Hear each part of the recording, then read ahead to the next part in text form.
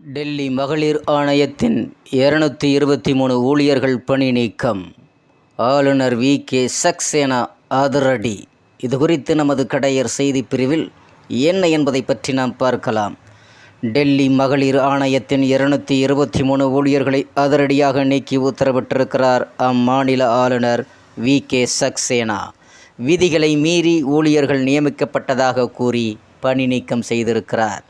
ஆம் ஆத்மி அரசுக்கும் டெல்லி ஆளுநர் வி.கே. சக்சேனாவுக்கும் தொடர் மோதல் நிலவி வரும் வேளையில் ஆளுநரின் பணி நீக்கம் உத்தரவு வெளிவந்திருக்கிறது. முன்னதாக டெல்லி மகளிர் ஆணையத்தின் முறைகேடு நடந்ததாக எழுந்த புகாரின் அடிப்படையில் ஏற்கனவே விசாரணை நடந்து வந்தது.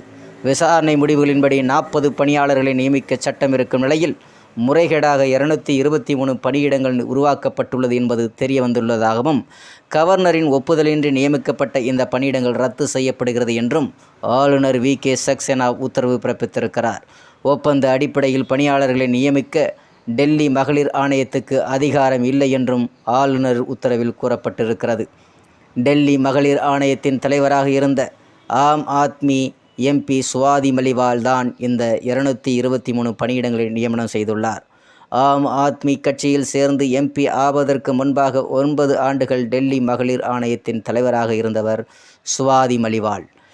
223 ஊழியர்களை நியமிக்கும் போதே டெல்லி அரசின் நிதித்துறை ஒப்புதலை பெற்று இந்த நியமனங்களை மேற்கொள்ள வேண்டும் என தெரிவிக்கப்பட்டும் முறைகேடாக அவர் நியமனங்களை மேற்கொண்டார் என்று விசாரணை குழு தனது அறிக்கையில் தெரியப்படுத்தியிருக்கிறது. எனினும் ஆம் ஆத்மி கட்சி சுவாதி மலிவாலும் இந்த குற்றச்சாட்டுகளுக்கு இதுவரை பதிலளிக்கவில்லை என்று அங்கே டெல்லியிலிருந்து செய்தி நிபுணர்கள் நமக்கு கூறியிருக்கிறார்கள்.